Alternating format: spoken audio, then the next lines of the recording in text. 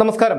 നമ്മളെല്ലാം വേദനിപ്പിച്ചൊരു സംഭവമാണ് നവകേരള സർക്കിട്ടിനിടയിൽ മുഖ്യമന്ത്രിയെ കരിങ്കൊടി കാണിച്ച യൂത്ത് കോൺഗ്രസ് പ്രവർത്തകരെ മുഖ്യമന്ത്രിയുടെ ഗൺമാനും സുരക്ഷാ ഉദ്യോഗസ്ഥരും ചേർന്ന് മൃഗീയമായി തല്ലിച്ചതച്ചത്. അന്ന് പിണറായി വിജയൻ തൻ്റെ അംഗരക്ഷകനെയും ഗൺമാനെയും ഒക്കെ രക്ഷപ്പെടുത്തിയെങ്കിലും ഇന്ന് സ്ഥിതി മാറിയിരിക്കുകയാണ്. പിണറായി വിജയന് ഭരണം നഷ്ടപ്പെട്ടിരിക്കുന്നു. UDF അധികാരത്തിൽ വന്നിരിക്കുന്നു.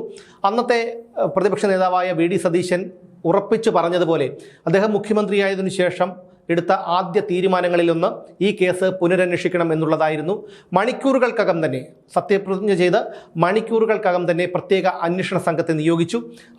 അതിൻ്റെ തലവനായി നിയോഗിച്ചിരിക്കുന്നത് ഷൗക്കത്ത് അലി, SP ഷൗക്കത്ത് അലിയാണ്. അതിൽ നിന്ന് തന്നെ ഈ സർക്കാരിന് ഈ വിഷയത്തിലുള്ള ഒരു താല്പര്യം മനസ്സിലാക്കാം. കാരണം കുറ്റവാളികളെ എത്രയും പെട്ടെന്ന് തന്നെ നിയമത്തിന് മുന്നിൽ കൊണ്ടുവന്ന് അവരെ ശിക്ഷിക്കണമെന്ന ഒരു ലക്ഷ്യം എന്തായാലും VD സതീശൻ സർക്കാരിനുണ്ട് എന്നുള്ള കാര്യം ഉറപ്പാണ്. അതിൻ്റെ പ്രതിഫലനമാണ് സത്യപ്രതിജ്ഞ ചെയ്ത് മണിക്കൂറുകൾക്കകം തന്നെ അന്വേഷണ സംഘത്തെ രൂപീകരിച്ചതും ആ അന്വേഷണ സംഘത്തിൻ്റെ തലവനായി CPMൻ്റെ എക്കാലത്തെയും കണ്ണിലെ കരടായ SP ഷൗക്കത്ത് അലിയെ നിയോഗിച്ചതും. പ്രത്യേക അന്വേഷണ സംഘത്തെ നിയോഗിച്ച് ഷൗക്കത്ത് അലിക്ക് അതിൻ്റെ ചുമതല കൂടി കൊടുത്തതിന് ശേഷം ഇന്ന് ആലപ്പുഴ ക്രൈംബ്രാഞ്ച് ഓഫീസിൽ പ്രത്യേക അന്വേഷണ സംഘം ഇതുമായി ബന്ധപ്പെട്ടുള്ള യോഗം ചേരുന്നുണ്ട്. ഈ യോഗം ചേർന്നതിനു ശേഷം അന്ന് മർദ്ദനമേറ്റ അജയ് ജൂവൽ കുര്യാക്കോസിൻ്റെയും ഇപ്പോൾ MLA ആയ AD തോമസിൻ്റെയും ഒക്കെ മൊഴി വീണ്ടും എടുക്കണോ എന്നുള്ള കാര്യത്തിൽ ഒരു തീരുമാനം ഉണ്ടാക്കുകയുള്ളൂ.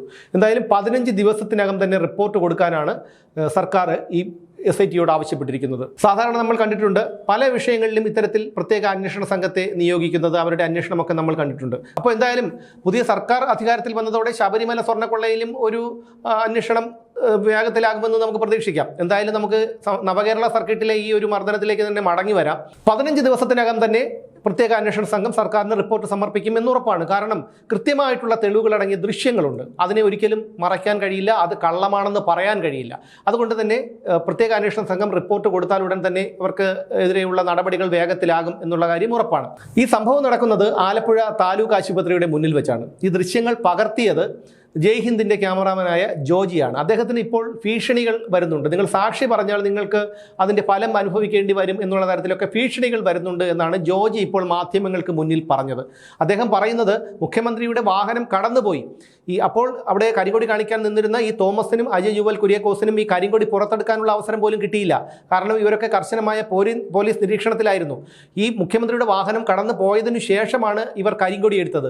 അങ്ങനെയാണ് മുഖ്യമന്ത്രിയുടെ വാഹനത്തിൻ്റെ പിന്നാലെ വന്ന ഈ ഗവൺമെൻറ്റെയും മറ്റു വാഹനം നിർത്തുകയും അവർ പുറത്തിറങ്ങി എല്ലാ പ്രോട്ടോക്കോളുകളെയും മറികടന്നുകൊണ്ട് ഇവരെ ക്രൂരമായി മർദ്ദിക്കുകയും ചെയ്തത്. സമീപകാലത്ത് ഒരിക്കലും നമ്മൾ കണ്ടിട്ടില്ലാത്തൊരു കാഴ്ചയാണ്. ഒരു മനുഷ്യൻ എങ്ങനെയാണ് ലഹരി ഉപയോഗിക്കുന്നവരൊക്കെ ഇത്തരത്തിൽ മനുഷ്യരെ ക്രൂരമായി വെട്ടിമുറിക്കുകയും അല്ലെങ്കിൽ തലതല്ലി പൊളിക്കുകയും ഒക്കെ ചെയ്തത് നമ്മൾ കണ്ടിട്ടുണ്ട്.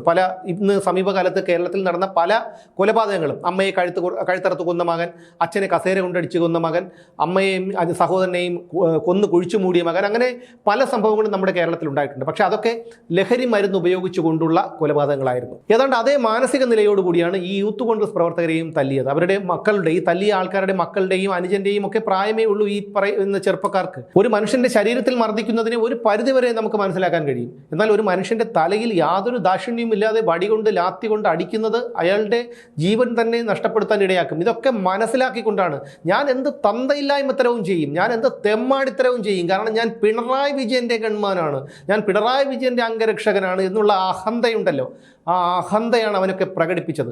ഏതൊക്കെ നിയമം ഇവനെയൊക്കെ ശിക്ഷിച്ചാലും ഇവനൊക്കെ ദൈവം കൊടുക്കുന്ന ഒരു ശിക്ഷയുണ്ട്. ആ ശിക്ഷ ഇവനൊക്കെ അനുഭവിക്കാതെ ഇവിടുന്ന് പോകാൻ കഴിയില്ല. എന്തായാലും ഈ ശിക്ഷ, നമ്മുടെ നിയമം ഇവർക്ക് കൃത്യമായിട്ടുള്ള ഒരു ശിക്ഷ കൊടുക്കും. ഇനി എന്തായാലും യൂത്ത് കോൺഗ്രസ്സുകാർ നല്ല ഊർജ്ജത്തിലാണ്. കാരണം മൃഗീയമായ ഒരു ഭൂരിപക്ഷത്തോടു കൂടിയാണ് അവർ അധികാരത്തിൽ വന്നത്. കഴിഞ്ഞ 10 വർഷങ്ങൾ അവരിൽ 100 കണക്കിന് പ്രവർത്തകരെയാണ് റോഡിലിട്ട് ഈ പോലീസ്, പിണറായി വിജയൻ്റെ ഗുണ്ടാ പോലീസ്, എല്ലാവരുമല്ല, പിണറായി വിജയൻ്റെ കിങ്കരന്മാരായ ഈ അനിൽകുമാറിനെയും സന്ദീപിനെയും പോലെയുള്ള പോലീസുകാർ തല്ലി മൃതപ്രായരാക്കിയത്. അതിൻ്റെയൊക്കെ പക അവർക്കുണ്ടാകാതിരിക്കില്ല. എന്തായാലും അവർ, ഈ അനിൽകുമാറും സന്ദീപവും ഒക്കെ വേണ്ടത്ര രീതിയിൽ ഇവരുടെ മുന്നിൽ വന്ന് പെട്ടാൽ എന്താണ് സംഭവിക്കുന്നതെന്ന് നമുക്കിപ്പോഴൊന്നും പ്രവചിക്കാൻ പോലും കഴിയില്ല.